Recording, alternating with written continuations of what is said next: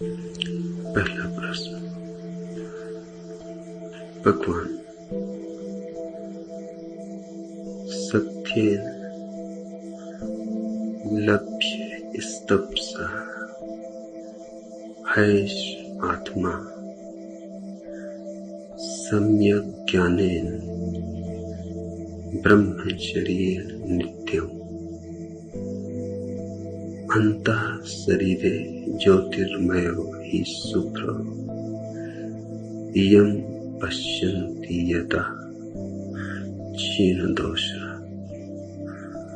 यह आत्मा सत्य तप सम्यक ज्ञान और ब्रह्मचर्य से ही प्राप्त किया जा सकता है, जिससे दोषहीन यति देखते हैं वह शुभ्र आत्मा इसी शरीर के अंदर वर्तमान है। भगवान मुंडकोपनिषद के सूत्र को हमारे लिए बोधगम्य बनाने की कृपा करें। शरणानंद।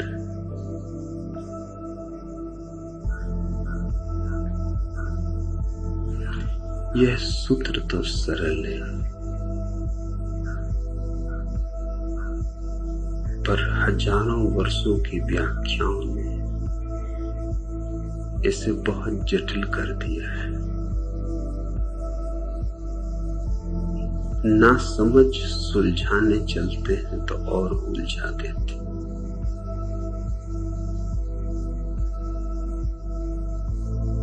नीम हकीम से सावधान रहना जरूरी है।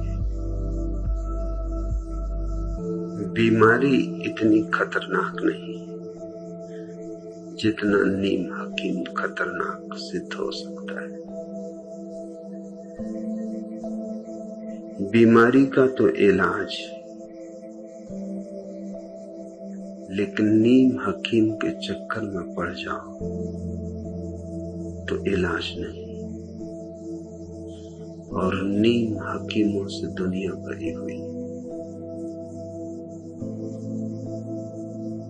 एक आदमी को सर्दी जुकाम था, बहुत दिनों से था और बार बार लौट आता था।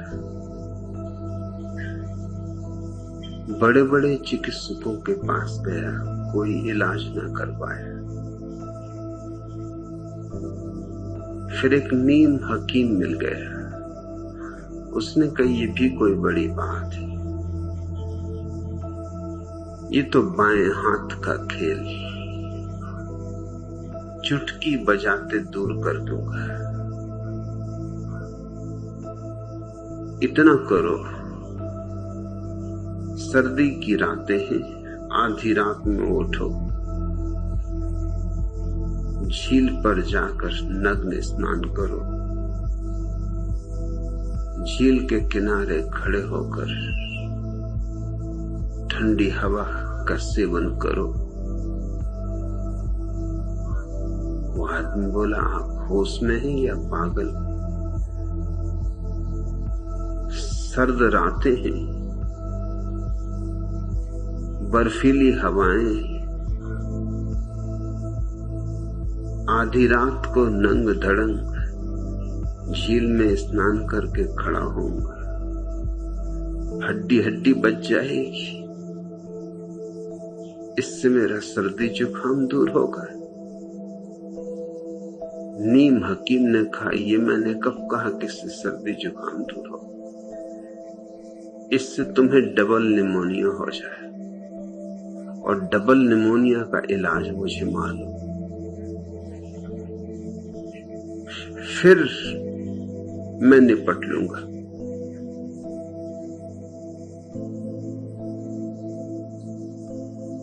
इस दुनिया में जीवन जटिल न होता अगर जीवन के व्याख्याकार तुम्हें न मिल गए होते। उन्होंने सर्दी जुकाम को डबल निमोनिया में बदल दिया है। यह सूत्र बिल्कुल सीधा साफ है,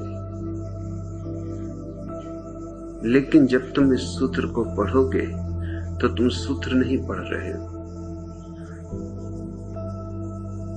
सूत्रों के सुंदर शब्द आच्छादित हो गए हैं न मालूम कितनी व्याख्याओं से। जैसे जब तुम पढ़ोगे सत्य, क्या समझोगे? पढ़ोगे तब क्या समझोगे? पढ़ोगे सम्यक ज्ञान, क्या समझोगे? पढ़ोगे ब्रह्मचर्य, क्या समझोगे? शब्द तो बहुत दूर खो गए हैं जंगलों में व्याख्याओं की। तुम्हारे हाथ में व्याख्याएं रह गई।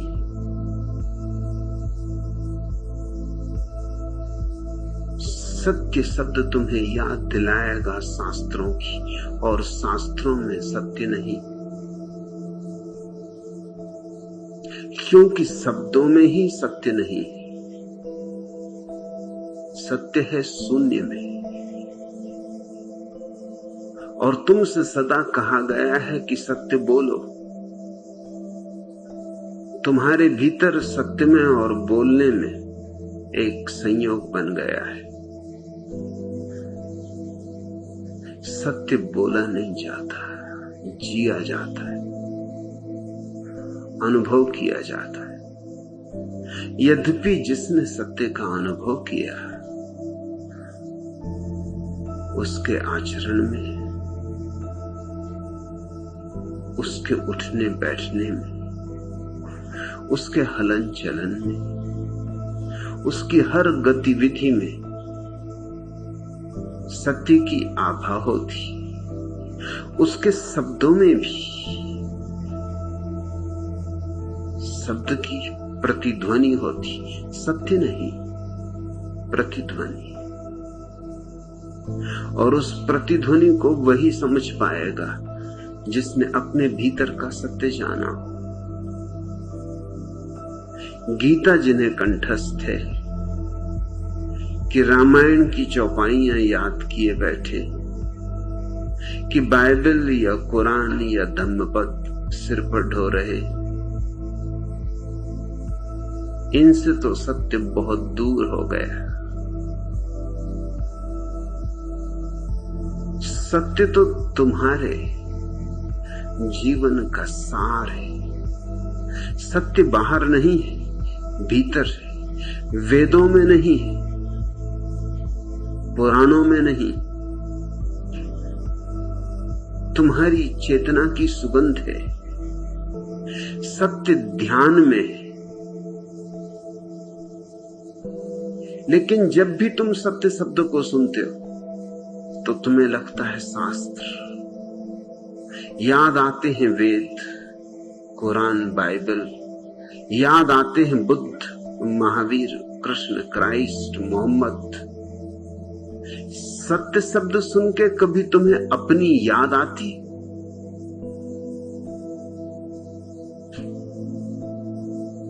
आनी वही चाहिए। न बुद्ध से सत्य मिलेगा, न कृष्ण से। सत्य मिलेगा तो अपने स्मरण से। मगर व्याख्याओं का घनघोर जंगल है। इतनी सदियां बीत गई हैं तुम्हें संस्कारित होते होते कि अब सीधी सादी बात भी बोध में नहीं आती, विकृत हो जाती, खंडित हो जाती, टूट फूट जाती, कुछ की कुछ हो जाती। सत्य है ध्यान की, शून्य की, निर्विचार की अनुभूति। उस अनुभूति में न विचार होते, न कल्पना होती, न तुम होते हो, क्योंकि तुम स्वयं भी एक कल्पना हो, एक विचार हो। अहंकार विचार की एक तरंग मात्र है, एक लहर। जहां सारी लहरें खो गई वहां अहंकार भी खो गया। सत्य है निरअहंकारिता की प्रतीति, उसका साक्षात्कार। लेकिन क्या ऐसा स्मरण आता है सत्य शब्द को पढ़ के? जब पढ़ोगे सत्येन लभ्य स्तप्सा है इस आत्मा, यह आत्मा सत्य है, तप है, सम्यक ज्ञान है, ब्रह्मचर्य है, तो क्या तुम्हारे मन में विचार उठते? तप से विचार उठता है। सिर के बल खड़े हुए लोग, उपवास करते हुए लोग, सूरज से आग बरस रही और वो अपने चारों तरफ धुनी रमाए बैठे हुए।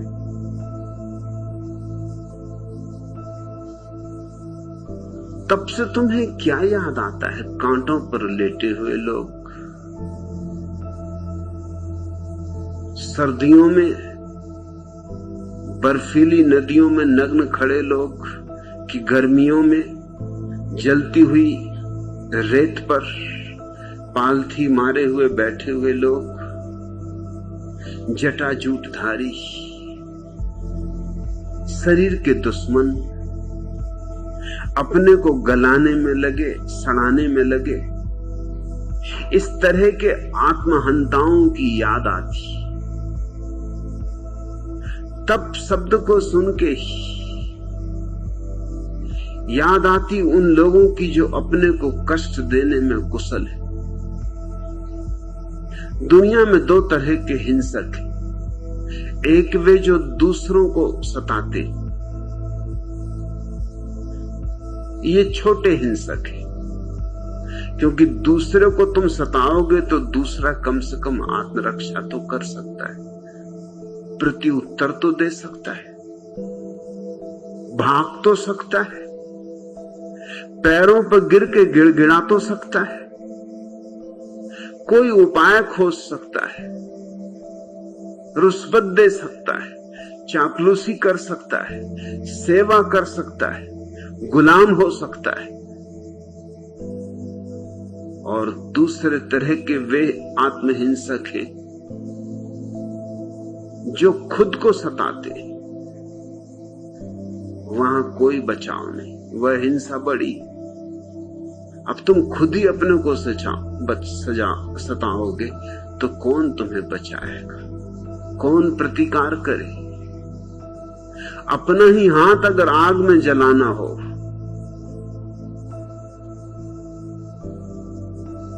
तुमने ही अगर तय किया हो आग में जल जाने का, तो फिर बचना मुश्किल है। आत्महत्या करने वाले व्यक्ति को कैसे बचाओगे? कानून नियम बनाता है मगर बचा पाता है क्या? कानून बड़ा मूढ़तापूर्ण मालूम पड़ता है। कानून कहता है जो आदमी आत्महत्या करेगा उसको सजा मिलेगी। अभी बड़े मजे की बात, उसने तो आत्महत्या कर ही ली, अब तुम क्या खाक सजा दोगे? सजा तुम उसको दे सकते हो जो आत्महत्या कर रहा हो और कर न पाया हो, और जो आत्महत्या करना चाहता है, क्या इस दुनिया में उससे कुछ कमी? इतने सरदार इतनी बसें चला रहे हैं, ट्रकें चला रहे हैं, देसी ठर्रा पिए हुए ट्रेनें चल रही हैं, मालगाड़ियां दौड़ रही हैं, झाड़ है, पहाड़ है, नदी है, समुद्र है। जिसको आत्महत्या करनी है इस बड़े जगत में, कोई उसे बचा सकता है? कैसे बचाओगे? कोई नहीं बचा सकता। हाँ, पकड़ा जाता है वह व्यक्ति जो करना नहीं चाहता था, यूं ही कहां करने का बहाना कर रहा था, करने की तरकीब कर रहा था कि उसका कुछ प्रभाव पड़ जाए। धमका रहा था। स्त्रियां आत्महत्या के बहुत उपाय करती, 2-4 गोली खा लेंगी नींद की, मगर इतनी कभी नहीं खाती कि मर जाएं। इतनी ही खाती हैं कि तुमको थोड़ी मुसीबत में डाल दें, कि अब डॉक्टर को बुलाओ, कि पुलिस से छिपाओ, कि अब डरो उनसे, कि अब दोबारा तुमने जो भूल की थी अब ना करना, अब उनकी मान के चलना। ये उनकी तरकीब है, ये गांधीवादी तरकीब है, अपने को सता के तुम पे कब्जा पाने की। तब से तुम्हारे मन में क्या ख्याल उठता है, तब शब्द तुम्हारे भीतर कौन सी आकृतियां उभारता है। आत्मदमन, आत्मप्रीड़न, लेकिन तब से इसका कोई संबंध नहीं। तब का ठीक ठीक अर्थ इतना ही होता है कि जीवन में बहुत दुख है, इन दुखों को सहजता से, धैर्य से, संतोष से, अहोभाव से अंगीकार करना। और दुख पैदा करने की जरूरत नहीं। दुख क्या कुछ कम, पांव पांव पर तो पटे पड़े, दुखी दुख तो है चारों तरफ, लेकिन इन दुखों को भी वरदान की तरह स्वीकार करने का नाम तप है। सुख को तो कोई भी वरदान समझ लेता है, दुख को जो वरदान समझे वह तपस्वी है। जब बीमारी आए उसे भी प्रभु की अनुकंपा समझे, उससे भी कुछ सीखे। जब दुर्दिन आए तो उनमें भी सुदिन की संभावना पाए। जब अंधेरी रात हो तब भी सुबह को न भूले। अंधेरे से अंधेरी बदली में भी वो जो शुभ्र बिजली कौंध जाती, उसका विस्मरण न हो। कुछ दुख आरोपित करने की जरूरत नहीं, दुख क्या कम है। इसलिए मैं अपने सन्यासी को नहीं कहता कि संसार को छोड़ो, जंगल में जाओ, अपने को सताओ। संसार में कोई दुखों की कमी है कि तुम्हें जंगल जाना पड़े?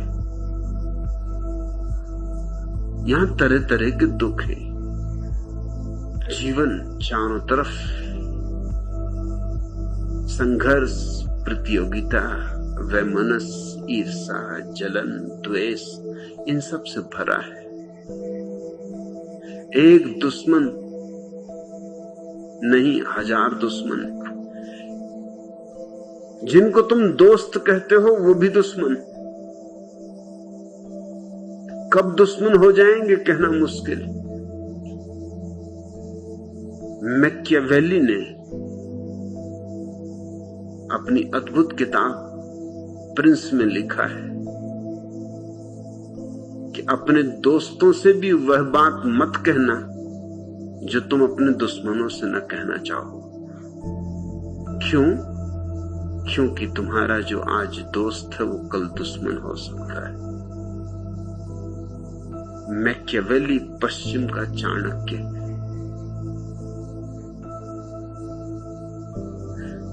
दोस्त से भी मत उघाड़ना अपने हृदय को, क्योंकि वो भी नाजायज लाभ उठाएगा किसी से, फिर तुम पछताओगे। यहां तो सब तरफ कांटे ही कांटे हैं। अब और कांटों की सैया बनाने की जरूरत क्या है? तुम जिस सैया पर सोते हो रोज, वह कांटों की नहीं, उतने से मन नहीं भरता। पत्नी और पति तुम्हें कम दुख दे रहे हैं,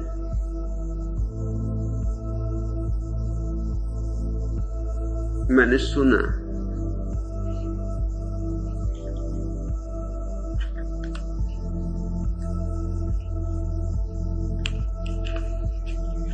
पति पत्नी में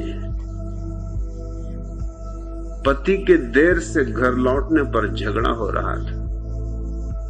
पत्नी बोली, अगर आप आइंदा रात 9 बजे के बाद आएंगे तो मैं आपको छोड़कर किसी और से शादी कर लूंगी। पति ने कहा, तब तो पड़ोस वाले गुप्ता जी से ही कर लेना। पत्नी ने आश्चर्यचकित होते हुए पूछा, गुप्ता जी से ही क्यों? पति ने शांति से उत्तर दिया, मैं उनसे बदला लेना चाहता हूं। यहां कुछ कमी है। एक दोस्त अपने संगी साथी से कह रहा था, बारिश आने वाली है, मुझे बड़ा डर लग रहा है, मेरी पत्नी बाजार गई हुई। उसके मित्र ने कहा, इसमें डरने की क्या बात है? अरे बारिश कुछ उसे गला तो न देगी, कोई मिट्टी की तो बनी नहीं। बहुत बारिश आ जाएगी तो किसी दुकान में घुस के खड़ी हो जाएगी। मित्र ने कहा, इसी का तो डर है। जिस दुकान में घुस जाती वहीं उधारी करके आ जाती। इस जिंदगी में तुम दुख तो देखो, कुछ कमी है, तब करने कहां जा रहे हो?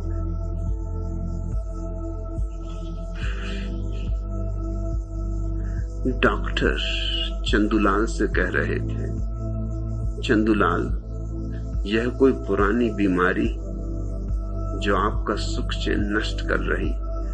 चंदूलाल मुंह पे हाथ रख के अपनी पत्नी की तरफ इशारा करके डॉक्टर से बोले, जरा धीरे डॉक्टर साहब, वह इधर ही खड़ी हुई।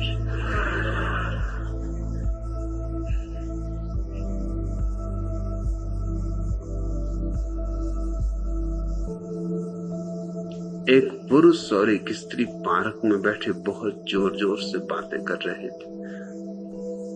अचानक स्त्री उठी और पुरुष को एक चांटा मारकर गुस्से में वहां से चली गई। इतने में पास से गुजरने वाले व्यक्ति ने वहां बैठे पुरुष से पूछा, वह स्त्री क्या आपकी पत्नी थी? इस पर पुरुष ने बड़े तैस में आके जवाब देते हुए कहा, और नहीं तो क्या, तुम मुझे इतना बेगैरत इंसान समझते हो कि मैं किसी ऐरी गैरी स्त्री से चांटा खा लूंगा?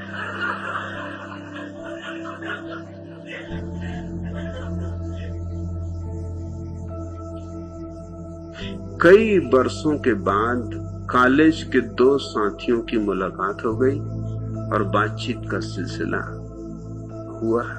कैसे रहे इतने वर्षों तक? कोई खास बात नहीं हुई। कॉलेज छोड़ने के फौरन बाद मैंने शादी कर ली थी। ये तो बड़ा अच्छा किया। नहीं, मेरी पत्नी बहुत लड़ाका थी। ओह, इससे जीवन जहर हो गया होगा। नहीं, इतना बुरा भी नहीं हुआ। दहेज में 5000 रुपए मिले थे, उससे तो बड़ा फायदा हुआ होगा। नहीं, उस रकम से मैंने दुकान कर ली, लेकिन बिक्री ही नहीं होती थी, तब तो बड़ी मुसीबत रही होगी। नहीं, बुरा भी नहीं हुआ। युद्ध काल में दुकान बड़े भाव में बेच दी, 10,000 का नकद फायदा हो गया। यह बहुत अच्छा किया तुमने। नहीं, इतना अच्छा भी नहीं हुआ। उस रकम से मैंने एक मकान खरीद लिया और मकान में आग लग गई। यह तो बड़ी बदकिस्मती रही। नहीं, इतनी बदकिस्मती भी नहीं रही, मेरी पत्नी भी उसमें जल गई। यहां जिंदगी में क्या कमी है?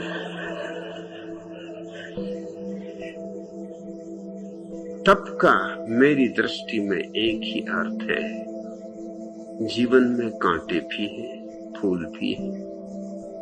फूलों का स्वागत तो कोई भी कर लेता है, कांटों का भी जो स्वागत कर ले वह तपस्वी है। कुछ तुम्हें कांटे ईजाद करने की आवश्यकता नहीं। यहां दिन भी हैं और रातें भी। कुछ दिए बुझाने की तुम्हें जरूरत नहीं। दिन को तो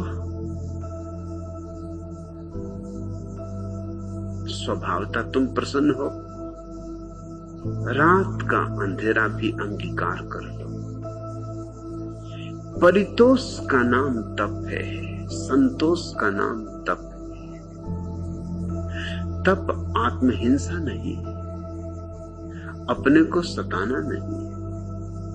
सताना तो हर हाल बुरा है, किसी को भी सताओ, तुम भी उसमें सम्मिलित हो। लेकिन जो भी जीवन में आ जाए, सुख हो कि दुख, सफलता हो कि विफलता, हार मिले कि जीत, तुम्हारे भीतर कोई अंतर ही ना पड़े, तुम अडिग अकंप बने रहो, यह तपस्या है। इसलिए तप के लिए किसी हिमालय की गुफा में बैठने की जरूरत नहीं, वह तो तप से भागना है। हिमालय की गुफा में क्या खाक तप होगा।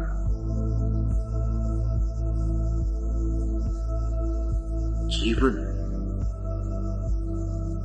चुनौती है प्रतिपल, और हर चुनौती छिप जाती है कटार की तरह, उसे फूल की तरह स्वीकार कर लेना तपस्या है।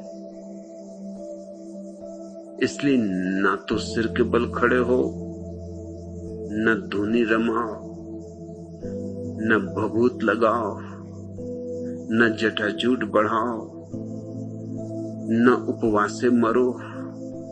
इस सब की कोई जरूरत नहीं। परमात्मा ने जीवन में सुख और दुख को बिल्कुल समतुल बनाया है। जीवन में हर चीज समतुल है,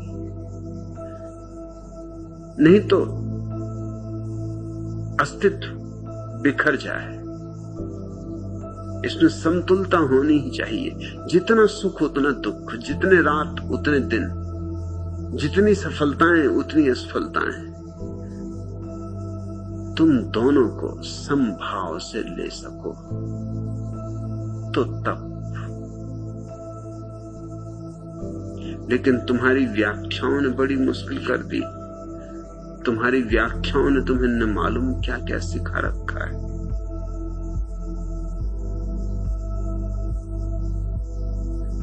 मेरे हिसाब से तब तो जीवन की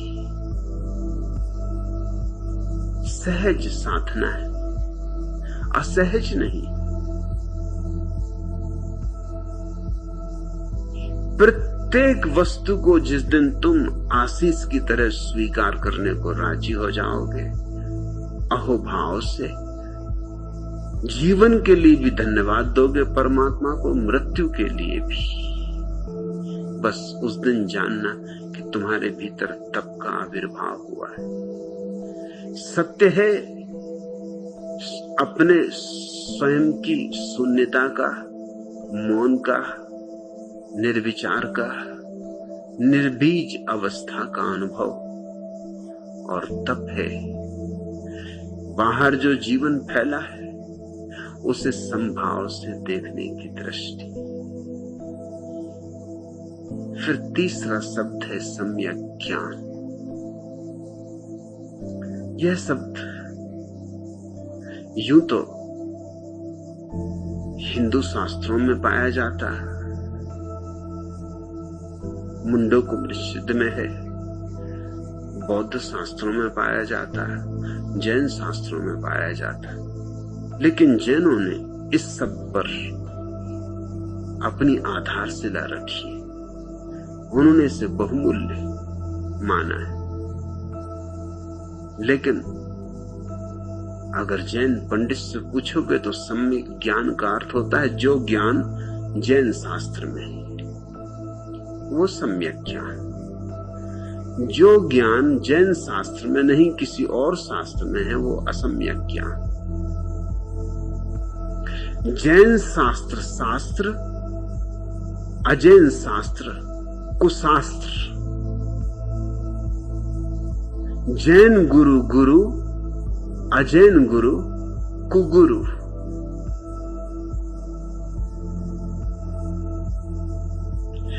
जैन मंदिर में बैठी प्रतिमा सुदेव, किसी और मंदिर में बैठी प्रतिमा कुदेव।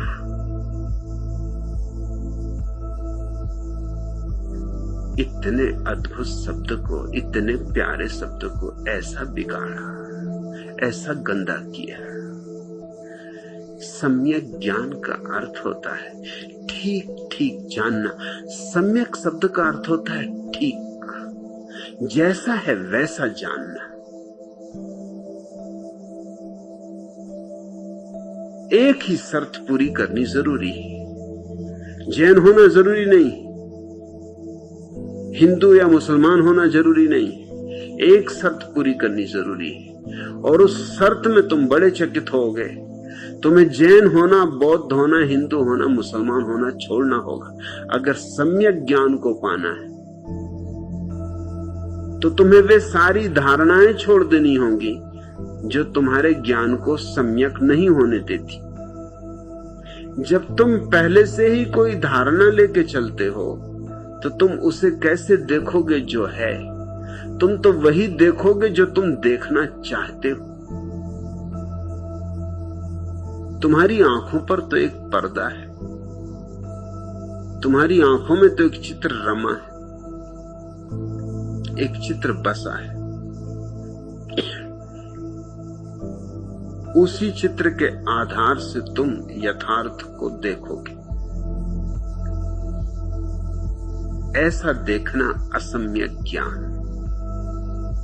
अगर कुरान बीच में आ जाए, या गीता, महावीर या बुद्ध, तो तुम जो जानोगे वो असम्यक ज्ञान। कोई बीच में ना आए, तुम सीधा सीधा जानो। जानने की क्षमता तुम्हारी निर्मल हो, स्वच्छ हो, किसी पूर्व ग्रह से आच्छादित नहीं, किसी पूर्व धारणा से भरी नहीं। दर्पण की तरह हो, जो सामने आए उसे झलका दे, जैसा है वैसा झलका दे। यूं न कहे कि इस शकल को मैं न दिखाऊंगा क्योंकि ये शकल सुंदर नहीं। कहते हैं बाबा तुलसीदास को कृष्ण के मंदिर में ले जाया गया तो उन्होंने झुकने से इंकार कर दिया। उन्होंने कहा मैं नहीं झुकूंगा, मैं तो धनुर्धारी राम के सामने ही झुकता हूं।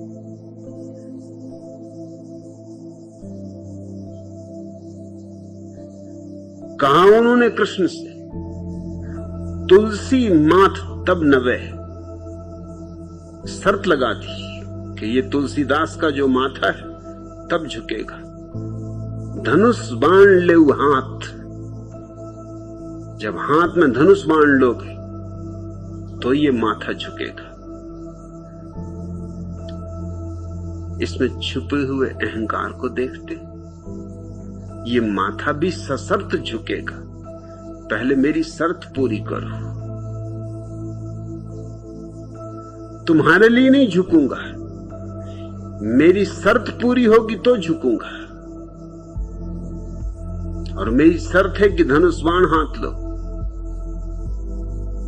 कृष्ण में क्या खराबी थी, बांसुरी में क्या बुराई थी? धनुष बाण से तो बेहतर ही, धनुष बाण से तो ज्यादा विकसित। धनुष बाण से तो बहुत प्यारी, मगर नहीं, अपनी धारणा है। और ये कुछ तुलसीदास का ही रोग नहीं, ये पीलिया सभी की आंखों पर छाया हुआ है। मैं छोटा था, जैन घर में मैं पैदा हुआ।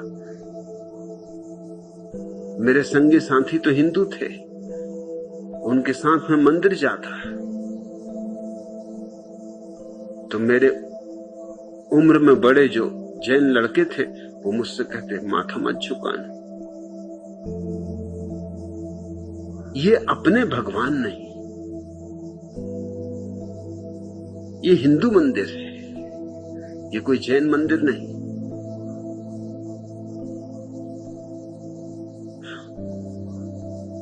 और जब हिंदू बच्चों के साथ मैं कभी जैन मंदिर पहुंच जाता तो वो कोई भी सिर न झुकाते। वो कहते ये नागा बाबा नंग धड़ंग बैठे, इनके सामने क्या सिर झुकाने। वो हंसी मजाक उड़ाते। ये छोटे बच्चों की ही बात होती तो क्षम्य थी, बड़े बच्चों में भी कुछ फर्क नहीं, उम्र ही ज्यादा है, बच्चे वही के वही। तुम किसी जैन मुनि को ले जाओ कृष्ण के मंदिर में, सिर नहीं झुकाएगा। कुदेव के सामने सिर झुके।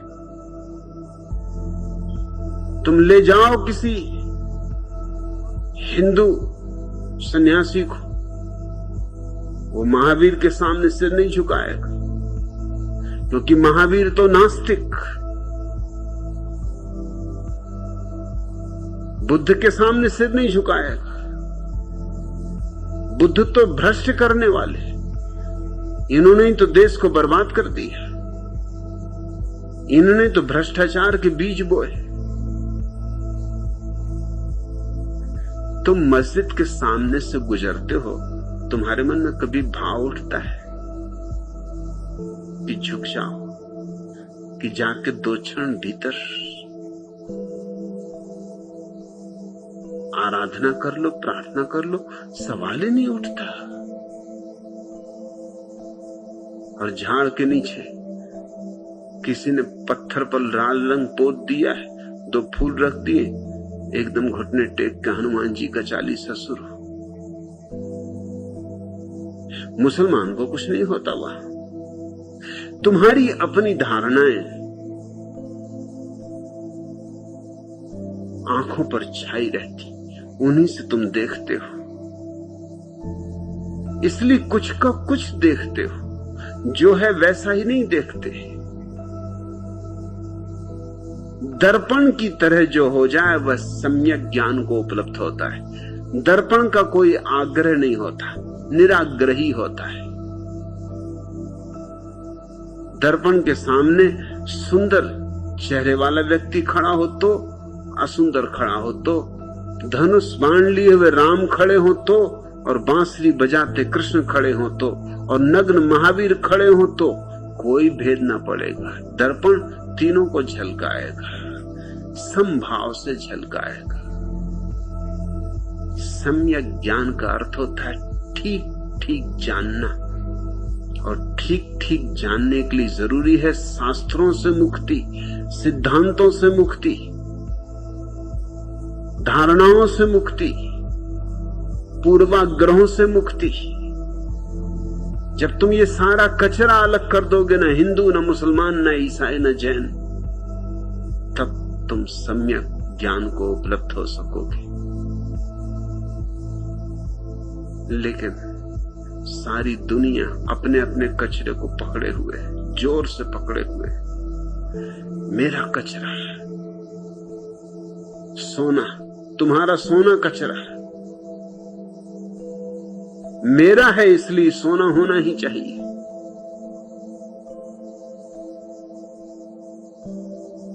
सम्यक ज्ञान जैसा प्यारा शब्द अपनी सारी गरिमा खो दिया। और ब्रह्मचर्य से तुम क्या अर्थ लेते हो? जब ये शब्द तुम्हारे कान में पड़ता है तो तुम्हारे भीतर क्या अर्थ उमकते? तो ब्रह्मचर्य से तुम्हारी धारणाएं बड़ी अजीब। मेरे एक मित्र थे लाला सुंदर लाल, उनके लिए ब्रह्मचर्य का अर्थ था लंगोट के पक्के। वही अधिकतर लोगों का अर्थ है, लंगोट के पक्के। कस के लंगोट बांधा तो ब्रह्मचर्य। तुम कितने कस के लंगोट बांध लो, इससे कुछ ब्रह्मचर्य नहीं हो जाए।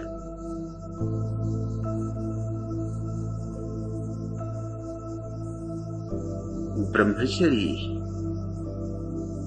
सिर्फ काम वासना का दमन नहीं,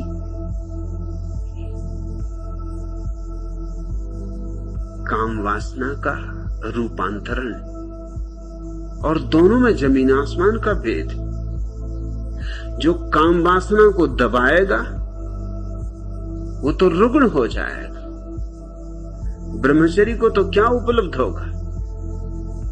वो तो सामान्य नैसर्गिक वासना से भी नीचे गिर जाएगा, वो तो और भी विकृत हो जाएगा।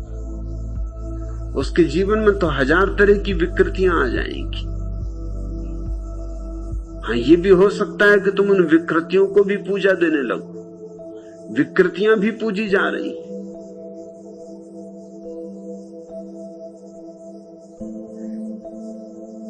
दबाया अगर तुमने अपनी काम वासना को, तो वो उभर के निकलेगी। हाँ, नए नए ढंग से निकलेगी कि तुम पहचान ना सको। नई शक्ल लेगी, नए वस्त्र पहनेगी और निकलेगी। अभी मोरारजी देसाई ने 4-6 दिन पहले ही एक वक्तव्य में कहा कि जब मैं प्रधानमंत्री था और कनाडा गया तो उनकी उम्र करीब 83 वर्ष थी। तब 83 वर्ष की उम्र में भी उनको कनाडा में देखने योग्य चीज क्या अनुभव में आई? वो था नाइट क्लब, जहां कैबरे नृत्य होता है। स्त्रियां अपने वस्त्र उघाड़ उघाड़ के फेंक देती, धीरे धीरे नग्न हो जाती।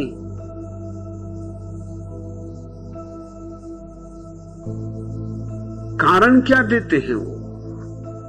कि मैं जानना चाहता था कि नाइट क्लब में होता क्या है, मगर जान के तुम्हें जरूरत क्या है? 83 वर्ष की उम्र में तुम्हें ये उत्सुकता क्या कि वहां क्या होता है? होने तो इतनी बड़ी दुनिया है, इतनी चीजें हो रही। कनाडा में और कुछ नहीं हो रहा था, सिर्फ नाइट क्लब ही हो रहे थे। कनाडा में कुछ और देखने योग्य न लगा, नाइट क्लब, और वो भी चोरी से गए। चोरी से भी जाने योग्य लगा, क्योंकि पता चल जाए कि नाइट क्लब में गए, कैबरे नृत्य देखने गए तो बदनामी होगी। और मोरारजी देसाई तो महात्मा समझो, ऋषि मुनि।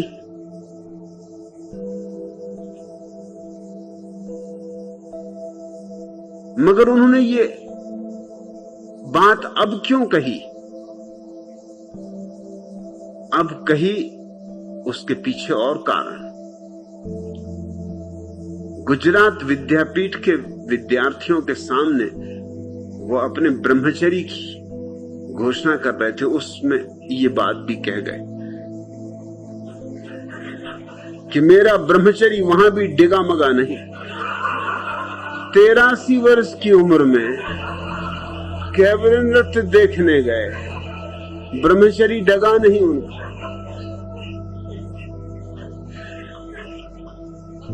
ये तो यूं हुआ कि कब्र में कोई पड़ा हो और चारों तरफ कैबरे नृत्य होता रहे, और कब्र में पड़ा हुआ महात्मा कहे, अरे नाचते रहो, मैं अपने ब्रह्मचर्य में पक्का लंगोट का पक्का ऐसा कस के लंगोट बांधा है कि क्या तुम मुझे हिलाओगे? तो उन्होंने बड़ा रस लेके वर्णन किया है कि जैसे मैं अंदर गया, 4 सुंदर स्त्रियां जो मुझे पहचान गई, क्योंकि अखबारों में उन्होंने तस्वीर देखी होगी, आंख एकदम मेरे पास नाचने लगी, हाव भाव प्रकट करने लगी। मगर मैं भी बिल्कुल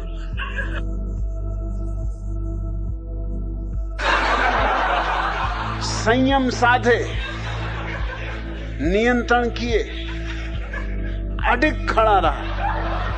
अब ये संयम साधना और ये अडिग खड़े होना और ये नियंत्रण को बनाए रखना, ये सब किस बात का सबूत है? अभी भी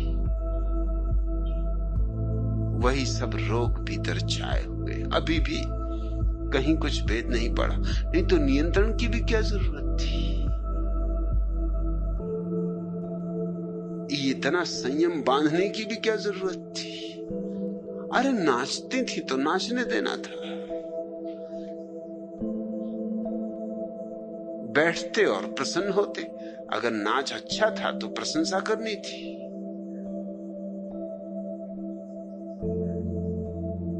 या कम से कम कुछ न बनता तो थोड़ा नाचते।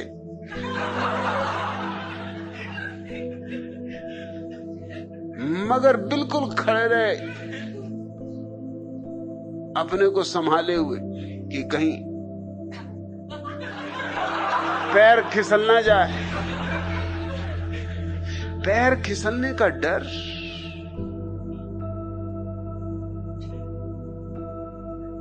ये विकृतियां हैं। फिर आदमी विकृतियों से निकलता है। मुल्ला नसरुद्दीन ने अपने बेटे से फजलू से कहा कि देख, गांव में एक गंदी फिल्म लगी हुई, अश्लील है, कभी देखने मत जाना। ऐसी गंदी स्थान पर कभी जाना ही मत, जाएगा तो बहुत पछताएगा। फिर फजलू मुझसे कह रहा था कि मैं गया और बहुत पछताया, पिताजी ने ठीक कहा था कि बहुत पछताएगा। मैंने कहा हुआ क्या? उसने कहा हुआ ये कि पिताजी ने जो कहा था सब ठीक निकला। उन्होंने दो बातें कही थी, एक तो ऐसी चीजें देखने मिलेंगी जो नहीं देखनी चाहिए, और दूसरा कि बहुत पछताएगा। दोनों बातें हुई। उनका फिर भी मैं समझूं कि क्या क्या हुआ। उन्होंने कहा पहली बात तो ये हुई कि पिताजी वहां देखने को मिले। उन्होंने कहा था कि ऐसी चीजें देखने मिलेंगी जो नहीं देखनी चाहिए, और दूसरा मुझे देखते ही उन्होंने पिटाई की कि तू यहां क्यों आया। सो बहुत पछताया भी। हालांकि पिटते हुए मैंने इतना जरूर पिताजी से पूछा कि आप क्यों यहां आए, तो उन्होंने कहा मैं तुझे देखने आया कि कहीं फजलू गया तो नहीं है। क्या क्या मजे दुनिया में चलते हैं। फजलू को देखने गए थे फिल्म में बैठे हुए,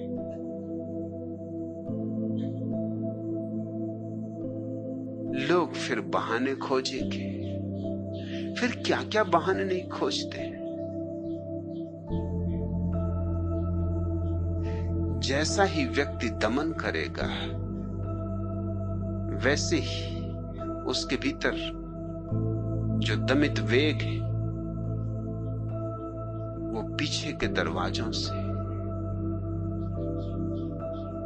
रास्ते बनाने लगेंगे। उस व्यक्तित्व के जीवन में दोहरापन पैदा हो जाएगा या अनेकता पैदा हो जाएगी। उसके बहुत चेहरे हो जाएंगे। वो खंड खंड हो जाएगा। कहेगा कुछ, करेगा कुछ, सोचेगा कुछ, सपने कुछ देखेगा। उसके जीवन में विकृति ही हो जाएगी। उसके जीवन की एकता खंडित हो जाएगी।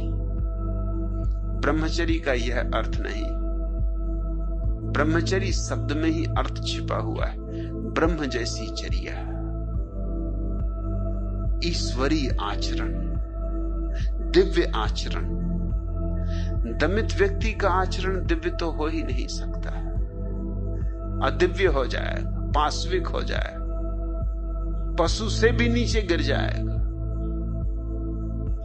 दिव्य आचरण तो एक ही ढंग से हो सकता है कि तुम्हारे भीतर जो काम की ऊर्जा है वो ध्यान से जुड़ जाए।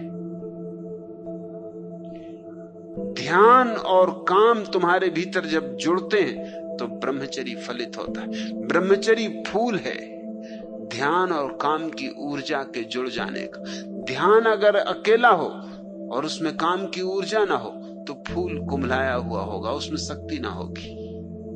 और अगर काम अकेला हो, उसमें ध्यान ना हो, तो वो तुम्हें पतन के गर्त में ले जाएगा। काश ये दोनों जुड़ जाएं, ध्यान और काम।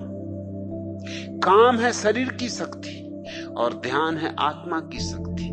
और जहां ध्यान और काम जुड़े वहां आत्मा और शरीर की शक्ति जुड़ गई।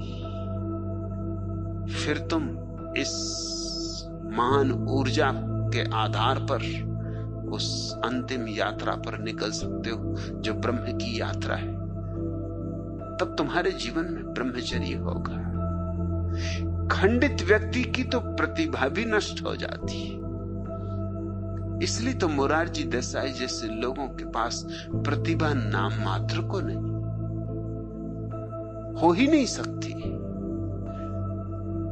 बुद्धि से तो इनकी दुश्मनी हो जाती। तुम्हारे तथाकथित महात्माओं को तुम देखो, इनके भीतर तुम बुद्धि ना पाओगे। इनको तुम बिल्कुल बुद्धू पाओगे, मगर ये तुम्हें बुद्धू दिखाई नहीं पड़ते, क्योंकि तुम्हारी धारणा ये है कि देखो उपवास कर रहे हैं। अब उपवास से बुद्धि का क्या संबंध? बुद्धिमान आदमी उपवास करेगा ही क्यों? जितनी जरूरत होगी उतना भोजन करेगा, न ज्यादा भोजन करेगा न कम भोजन करेगा। बुद्धिमान आदमी तो हमेशा समता से जिएगा। शरीर की जरूरत है उतना भोजन देगा, ज्यादा नहीं देगा क्योंकि ज्यादा शरीर पर बोझ होता है, कम भी नहीं देगा क्योंकि कम शरीर की हत्या करना है। बुद्धिमान व्यक्ति उतना देगा जितना आवश्यक है, उतना सोएगा जितना आवश्यक है, उतना श्रम करेगा जितना आवश्यक है। ये तो बुद्धुओं के लक्षण है। या तो कम खाएंगे या ज्यादा खाएंगे, या तो कम सोएंगे या ज्यादा सोएंगे, या तो कम श्रम करेंगे या ज्यादा श्रम करेंगे, कभी मध्य में ना हो पाएंगे। गांव में एक प्रसिद्ध नेताजी का भाषण होने वाला था। वे सभा स्थल पर पहुंचे तो देखा वहां सिर्फ एक ही श्रोता बैठा था। नेताजी ने उससे पूछा, अब क्या करना चाहिए? जैसा आप ठीक समझे, उसने उत्तर दिया, मैं एक मामूली किसान हूं और ये जानता हूं कि जब मैं 20 गायों को चारा डालने जाता हूं और यदि वहां सिर्फ एक गाय भी हो तो मैं उसे बिना चारा दिए लौट नहीं आता। उसके उत्तर से प्रभावित हो नेताजी ने भाषण दिया। 1 घंटे बाद जब उनका धुआंधार भाषण समाप्त हुआ तो नेताजी ने ग्रामीण से पूछा, कहो भाई कैसा रहा? बहुत सुंदर, किसान बोला, लेकिन मैं तो एक मामूली किसान हूं और सिर्फ ये जानता हूं कि 20 गायों की जगह मुझे यदि एक गाय मिले तो मुझे उसको सबका चारा नहीं खिला देना चाहिए।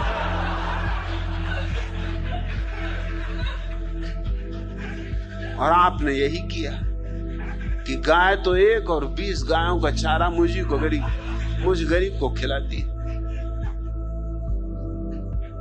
बस भागी भागी तभी तरह की कब भागूं, मगर अकेला हूं, भाग भी नहीं सकता। अब आपकी आंखें भी मुझी पे गड़ी हुई। कई बहाने खोजे मगर कोई बहाना हाथ ना आए। अच्छा भी ना लगे कि अब अकेले आदमी मैं ही भाग जाऊं तो फिर भाषण कैसे चलेगा और नेताजी क्या सोचेंगे, बुरा इनके मन को न लग जाए। मगर इतना कहता हूं कि आगे जरा ख्याल रखें, जब गाय एक हो तो 20 गाय का घास उसके सामने न डालें।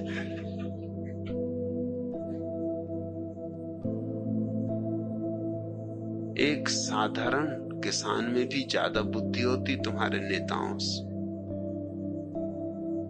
फिर चाहे वे नेता धार्मिक हों और चाहे राजनीतिक,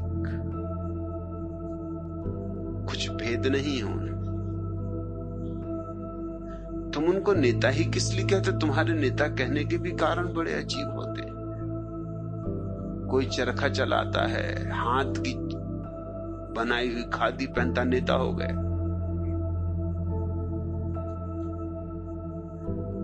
कोई उपवास करता है, 2-3 घंटे शीर्षासन करता है, महात्मा हो गया। इसमें बुद्धिमत्ता का कहीं भी कोई संबंध है? चरखा चलाने में कोई बहुत बुद्धिमत्ता की जरूरत है? थोड़ी बहुत पहले रही भी हो तो चरखा चलाते चलाते नष्ट हो जाएगी। चरखा चलाओगे, चरखा ही हो जाओगे।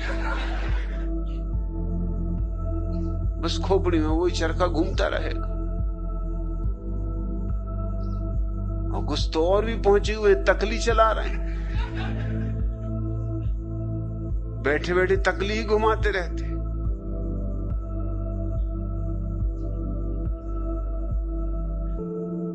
तुम जिनको धार्मिक कहते हो, जिनको तुम महात्मा कहते हो, कभी सोचो भी इनके भीतर कहीं भी कोई प्रतिभा का लक्षण दिखाई पड़ता है, कोई मेधा दिखाई पड़ती है। और अगर मेधा ही ना हो तो ब्रह्मचर्य नहीं है, ये समझ लेना। क्योंकि ब्रह्मचर्य का और क्या सबूत हो सकता है? सबसे बड़ा सबूत होगा प्रतिभा की अभिव्यक्ति, प्रतिभा के हजार हजार फूल खिल जाना, प्रतिभा के कमल खुल जाना, प्रतिभा की सुगंध उड़ जाना। उनके कृत्य में भी प्रतिभा होगी, उनके उठने बैठने में, चलने फिरने में भी। इसलिए चर्या, चलना फिरना, उठना बैठना, उनके जीवन के हर एक कृत्य में तुम एक धार पाओगे, एक चमक पाओगे, एक ओज पाओगे। लेकिन तुम्हारे धार्मिक नेताओं की जिंदगी में तुम जंग लगी पाओगे, और जितनी ज्यादा जंग चढ़ी हो उन पर, उतने ही तुमको वो जचेंगे। क्योंकि तुम्हारी धारणाएं, तुम्हारी मान्यताएं। अब कोई आदमी खड़ा है 10 साल से, खड़े श्री बाबा हो गए, 10 साल से खड़े हो, इससे क्या प्रतिभा का लेना देना है? दुनिया में कौन सा सौंदर्य बढ़ रहा है तुम्हारे खड़े होने से? कौन सी संपदा बढ़ रही, कौन सा सुख बढ़ रहा है, कौन सी शांति बढ़ रही? मगर भक्तगणों की भीड़ लगी हुई, भजन कीर्तन चल रहा है। क्योंकि खड़े श्री बाबा 10 साल से खड़े, 10 साल से नहीं 10,000 साल से खड़े हों। इनके खड़े होने से क्या होता है? ये खड़े खड़े ठूंठ हो गए हों तो भी क्या होता है? या कोई मौन हो गया। मेरे एक मित्र मेरे साथ एक बार कलकत्ता यात्रा पर गए, रास्ते में यूं बात कर रहे थे।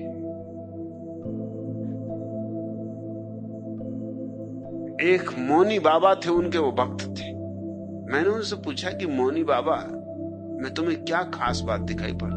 अरे उनका खास बात, आज 20 साल से मौन है। मैंने कहा इसमें तो कुछ खास बात नहीं।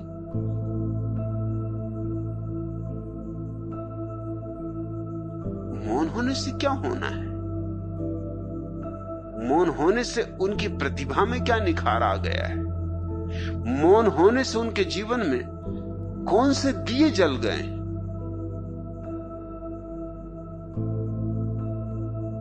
अगर वो बुद्धू थे 20 साल पहले, तो मौन होने से और बुद्धू हो गए हों। उनका अरे आप भी कैसी बात करते? अगर वो बुद्धू होते तो इतने लोग उनको कैसे पूछते? कोई मैं अकेले ही पूछता हूं, कितने लोग पूछते?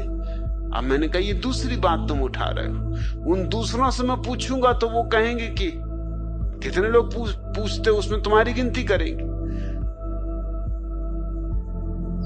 तो तुम दूसरों को देख के पूछ रहे हो। मैंने कहा तुम एक काम करो, मेरे साथ तुम कलकत्ता चल ही रहे हो, तुम 3 दिन मौन रह जाओ और मैं देखो तुम्हारी पूजा करवा दूंगा। उन्होंने कहा आप क्या कहते, मेरी कौन पूजा करेगा? मुझ में कुछ है ही नहीं। मैंने कहा तुम चुप तो रहो, 3 दिन चुप रहना। और पूरा भी नहीं कहता, रात जब सब चले जाएं दरवाजा बंद करके, तुम्हें जो भी मुझसे कहना हो कह लेना, क्योंकि दिन भर रुके रहोगे, घबरा जाओगे। दुकानदार आदमी हो, 24 घंटे बात करते हो, तो रात एकांत में तुम मुझसे बोलने की स्वतंत्रता रखना। मगर दिन में लाख कुछ हो जाए, अपने को बिल्कुल बांधे रखना, बोलने ही मत। कुछ अगर बोलने होगा तुम्हारे लिए तो मैं बोल दूंगा, कि जैसी आपकी मर्जी। उनको बात जची करके देख लेने जैसी। कलकत्ते में ठहरता था सोहनलाल दुगड़ के घर पर। वो कलकत्ता के एक बड़े करोड़पति थे। जब मैं उनके घर पहुंचा, वो मुझे लेने आए, तो उन्होंने पूछा कि आपके साथ कौन है? मैंने कहा ये मौनी बाबा। मौनी बाबा, इनकी क्या खूबी? मैंने मैंने कहा ये 30 साल से मौन।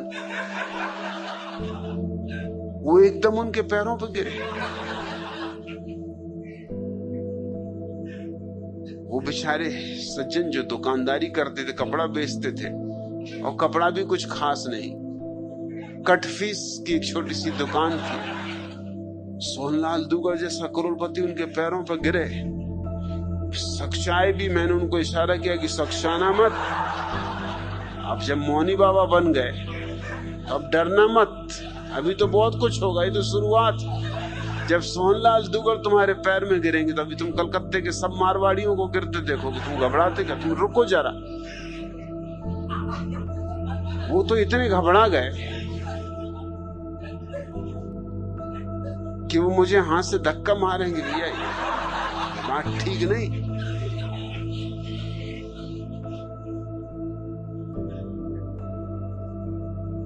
घर पहुंचे, सोहनलाल ने जल्दी से अपनी पत्नी को बुलाया कि मौनी बाबा। मोहल्ले के लोग इकट्ठे हुए कि मौनी बाबा आए, 30 साल से मौन। और मौनी बाबा पे जो गुजर रही वो मैं जानू कि वो रात का वक्त देख रहा है कि कब रात आए, कि अपने दिल की मुझसे कहें। जैसी रात आई दरवाजा जल्दी से बंद करके मेरे पैरों पर गिर पड़े और कहा कि मुझे माफ करो, मुझे ये काम करना ही नहीं, मुझे जाने दो, मैं तो अभी भागे जाता हूँ, रात को चुपचाप निकल जाऊंगा। ये क्या झंझट मेरे पीछे लगा दी? इतने इतने बड़े लोग जिनके घर मुझे अगर मिलने भी जाना होता तो कोई मिलने नहीं देता, चपरासी भीतर नहीं घुसने देता, और मेरे पैर पे गिरते तो मुझको बड़ा संकोच लगता है। और स्त्रियां, उनकी सुंदर से सुंदर स्त्रियां मेरे पैर छू रही, ये क्या करवा रहे हो आप? मैं कुछ नहीं करवा रहा हूं, ये मैं तुमको बता रहा हूं कि कैसी कैसी बेवकूफियां इस देश में। तुम भी उन्हीं बेवकूफों में हो जिसकी तुम 20 साल से पूजा कर रहे हो, और तुम तो अभी सिर्फ 5-6 घंटे ही मौन रहे हो। ये चमत्कार, अभी तुम 3 दिन रुको तो अभी तुम देखना इलाज शुरू हो जाएंगे, बीमारियां ठीक होने लगेंगी। अरे उनका आप क्या कह रहे हैं? मुझ में कोई चमत्कार नहीं, कोई शक्ति नहीं। तुम, मैंने कहा फिक्र ही मत करो, सब आ जाएगा। मौन भर रहो और दिन भर रहो मौन, मगर दिन में बोलना मत, और मुझको धक्के वगैरह ही मत मानना, क्योंकि लोगों को शक पैदा हो जाएगा कि बात क्या है। तुम तो अपने आंखें बंद कर लिया, अगर बिल्कुल सहने के बाहर हो जाए, आंख बंद कर लिया,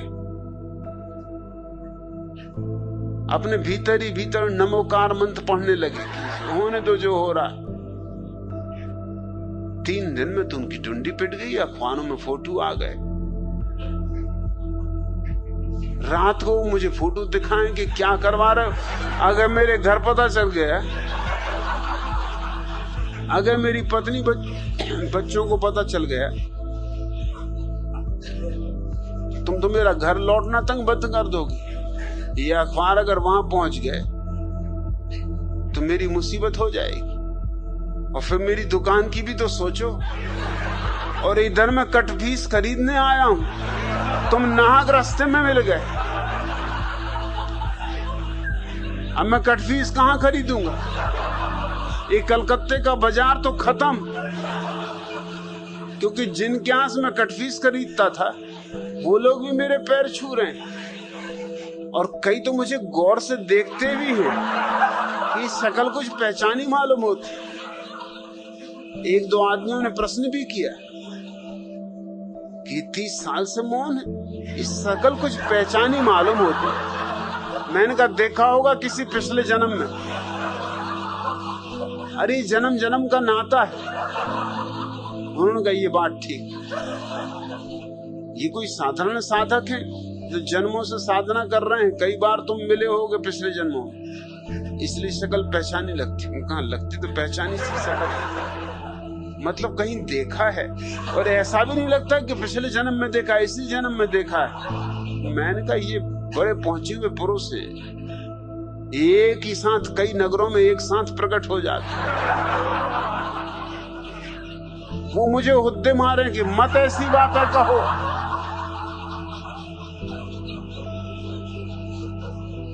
मेरी कमीज खींचे।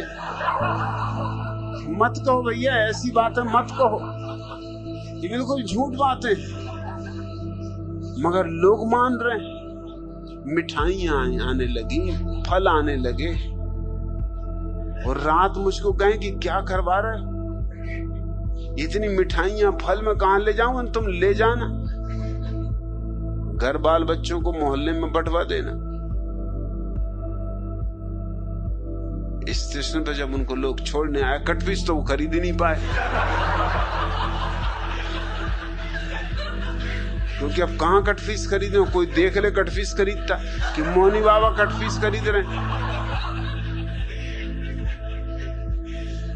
रास्ते भर मुझ पे नाराज रहे कि और सब तो ठीक, मगर कलकत्ते का बाजार खराब करवा दिया। अब मैं कलकत्ता कभी न जा सकूंगा। मैंने उसका तुम घबराओ मत, तुम एक काम करो, दाढ़ी बढ़ा लो, अगली बार जब कलकत्ता जाओ दाढ़ी मूछ बढ़ा के चले जाना। हाँ, उनका ये बात जस्ती। मैंने कहा फिर वो लोग कहेंगे कि देखा है कहीं, तो कहना अरे देखना वगैरह तो चलता रहता है, कई लोगों की शक्लें एक जैसी होती है, और ना हो तो मैं साथ आ जाऊं। उनका नहीं, आपके तो साथ आने की कोई जरूरत ही नहीं, आपके साथ तो मैं कभी कहीं जाऊंगा नहीं। अगर ट्रेन में मुझे पता भी चल गया कि आप सफर कर रहे हो तो उस ट्रेन से उतर जाऊंगा, और मेरे पैर पकड़ के कहने लगे इतना कृपा करो कि ट्रेन में किसी को खबर ना हो।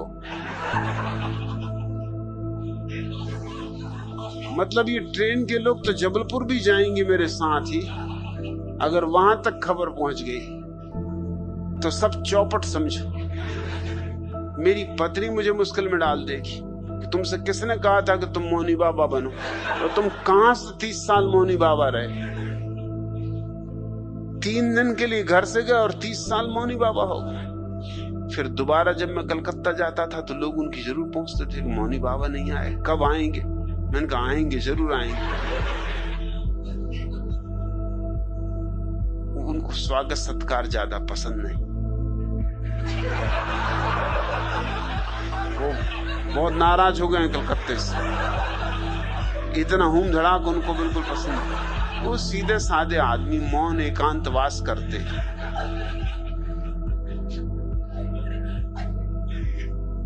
तुम जिनकी पूजा करते हो, जिनको महात्मा कहते हो,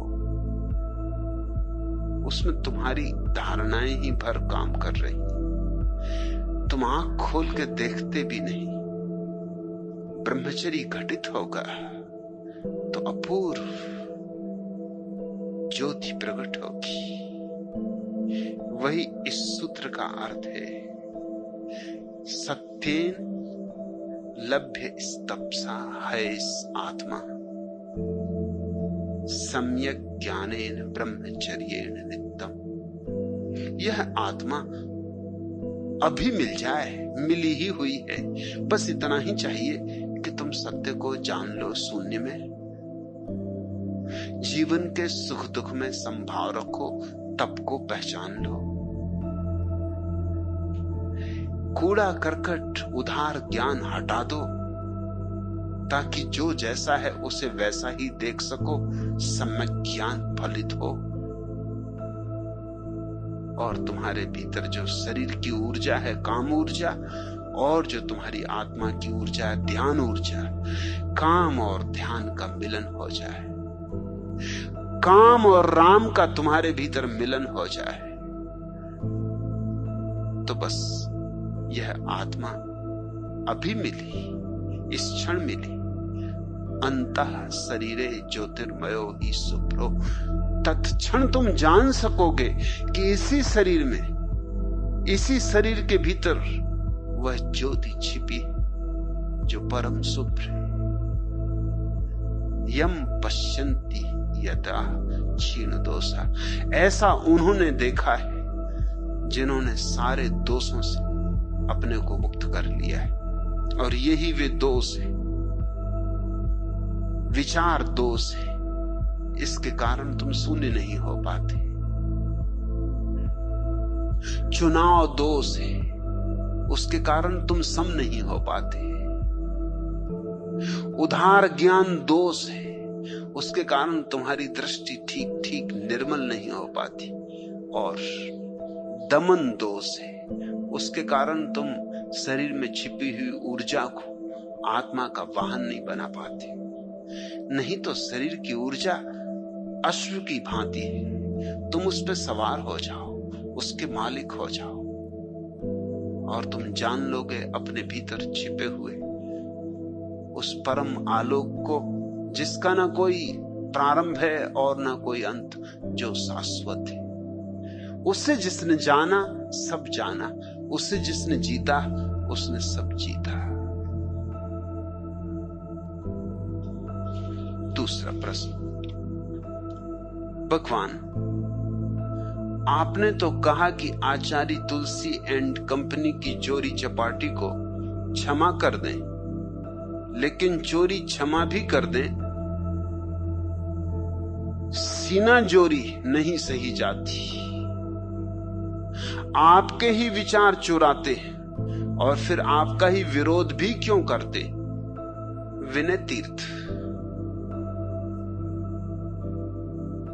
मेरे विचार चुराएंगे तो मेरा विरोध करना ही होगा, इसमें विरोध नहीं है दोनों बातों में। ये दोनों बातें एक ही तर्क का अंग है। अगर मेरे विचार चुराते हैं तो उन्हें मेरा विरोध करना ही होगा, ताकि ये पता ना चल सके कि मेरे विचार चुराते। अगर मेरा विरोध ना करें तो तत्क्षण पता चल जाएगा कि मेरे विचार चुराए गए। अगर मेरा समर्थन करें तब तो तत्क्षण ही जाहिर हो जाएगी बात कि सब उधार पूंजी। मैं माना तुम्हारी तकलीफ कि कैसे क्षमा कर दें, लेकिन कोई और उपाय भी तो नहीं। विचार की चोरी को रोका नहीं जा सकता, और ये चोर नए नहीं, ये सदियों से चल रही चोरी। जो वो सदा से करते रहे हैं वही वो मेरे साथ करेंगे, वही वो सबके साथ कर रहे हैं। और इस देश के तो तुम शास्त्रों को उठा के देखो, तुम बड़े चकित हो जाओगे। वे ही सूत्र एक शास्त्र में मिलेंगे, वे ही सूत्र सैकड़ों शास्त्रों में मिल जाएंगे। तो जरूर चोरी चलती रही है, सदियों से चलती रही है, यह हमारे जीवन का अंग हो गई।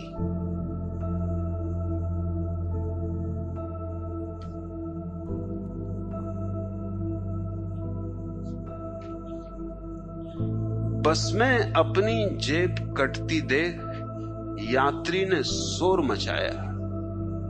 जेब कतरा उसे पकड़कर थाने लाया और थानेदार से बोला, हुजूर यह आदमी शहर में अव्यवस्था फैलाता है, हमें शांतिपूर्वक जेब नहीं काटने देता, गंवारों की तरह चिल्लाता है। थानेदार यात्री से बोला, क्यों जी, दिल्ली में नए आए हो क्या? नए नहीं आए तो फिर भांग खाए हो क्या? इस शहर में कायदे कानून नहीं जानते, जेब कतरों से अकड़ते हो, अपनी औकात नहीं पहचानते। यह संभ्रांत जेब कतरा बिना तुम्हारे शरीर को आघात पहुंचाए अपना काम कर रहा था, इसे धन्यवाद देने की बजाय चिल्लाते हो। गांधी के देश में शांति और अहिंसा का मजाक उड़ाते हो। अगर ये तुम्हें छुरा घोंप देता, घोंट देता तुम्हारा गला, कर लेता अपहरण, तब क्या कर लेते तुम और क्या कर लेते हम? खुद अपने ऊपर चाकू चलवाते और दोष पुलिस को लगाते। फिर ये पढ़े लिखे जेब कतरे जेब ना काटें तो कहां जाएं? क्या करें? भूखे मरें, कुएं में पड़े, इलेक्शन लड़ें, डिग्रियों को चबाएं? सबके सब तो नेता नहीं बन सकते भाईजान। चिल्लाने से आपदाएं नहीं टलती, उन्हें आराम से सहना सीखो। शहर में आए हो तो शहरियों की तरह रहना सीखो। मेरा मुंह क्या देख रहे हो?